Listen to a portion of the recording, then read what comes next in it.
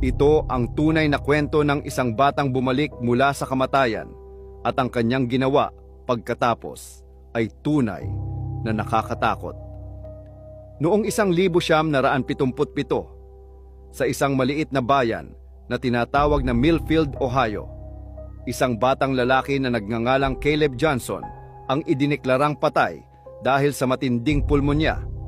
Tumigil ang kanyang puso sa loob ng 6 na minuto sa ospital bago may isang imposibleng bagay na nangyari. Bumalik si Caleb. Sa simula, inakala ng lahat na isa itong milagro. Ngumiti siya, nagsalita ng normal at nagniningning ang kanyang mga mata sa buhay. Pero unti-unti, may mga kakaibang senyales na lumitaw. Nawawala ang mga alagang hayop sa kapitbahayan. Natutuyo ang mga halaman sa bawat yapak niya. At sa gabi, madalas siyang matagpo ang gising. Tahimik lang na pinagmamasdan ang kanyang ina. Pagkatapos, dumating ang mga bulong, paos na mga tinig mula sa kanyang kwarto. Kahit na mahimbing siyang natutulog. Amoy na susunog na bakal ang pumuno sa bahay. At ang pinaka-nakakabahala, ang dating kayumangging mga mata ni Caleb ay naging itim na itim.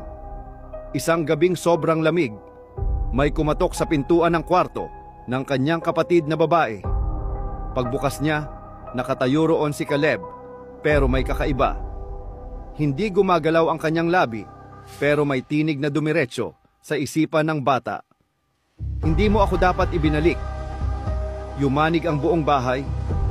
Nagbagsakan ang mga pinto. Kumikislap at sabay-sabay na namatay ang mga ilaw. Pagdating ng kanilang mga magulang, wala na si Caleb. May mga nagsasabing hindi siya kailanman tunay na umalis sa Millfield. At kung makikinig ka ng mabuti sa gabi, maririnig mo pa rin ang tunog ng maliliit na kamay na kumakatok sa mga pinto habang bumubulong.